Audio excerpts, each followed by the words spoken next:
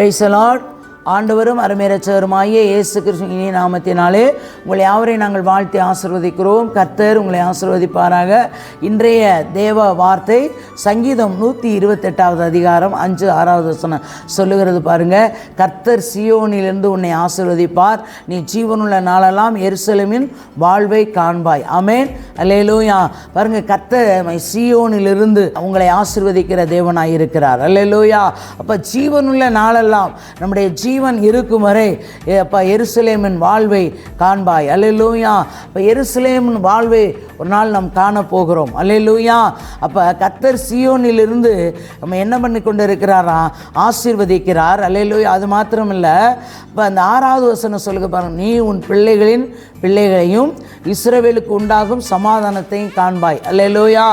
அப்போ நல்லா கவனிங்க, இந்த வசனத்தை பாருங்க. நீ உன் பிள்ளைகளின் பிள்ளைகள்லாம் இப்போ பாருங்கள், என்னை எடுத்துக்கொள்ளுங்க. என்னுடைய பிள்ளையை நாங்கள் பார்த்தோம். கர்த்தர் எங்களுக்கு 3 பிள்ளைகளை கொடுத்தார். மூத்த மகனாகவும் 2 பெண் பிள்ளையை 3 பிள்ளைகளை கர்த்தர் கொடுத்தார். அல்லேலூயா.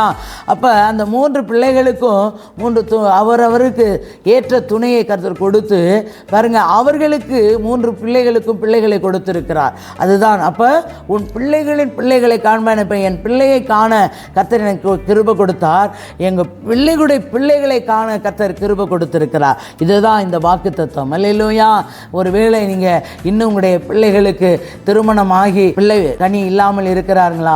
இந்த வசனத்தை கொண்டு ஜெபிங்க. ஆண்டவரே, 128:6 சொல்லுகிறதையா, நீ உன் பிள்ளைகளின் பிள்ளைகளையும் இஸ்ரவேலுக்கு உண்டாகும் சமாதானத்தையும் காண்பா என்று சொன்னீங்களையா. இந்த வாக்குத்தத்தத்தின் பிரகாரம் ஜெபிக்கிறோம். என் பிள்ளையுடைய பிள்ளை காண எனக்கு கிருபை தாங்க, எல்லா தடைகளையும் நீக்கி போடுங்க என்று சொல்லி இந்த வசனத்தை கொண்டு நீங்கள் ஜெபித்து பாருங்கள்.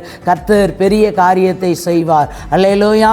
ஏன்னா அவர் வாக்கு பண்ணினவர், வாக்கு மாறாதவர். அல்லேலூயா.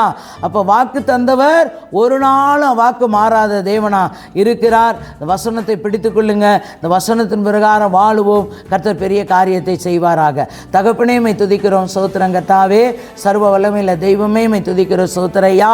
நேற்றும் இன்று மாறாத நல்ல தகப்பனோட பரிசுத்த கரத்தில் இந்த வார்த்தையை கேட்கிற பார்க்குற ஒவ்வொருவரையும் கர்த்தர் ஆசீர்வதித்து பெரிய காரியங்களை செய்து வழி நடத்துங்க. இயேசுவின் நாமத்தில் ஜீவனுள்ள நல்ல பிதாவே. ஆமேன், ஆமேன்.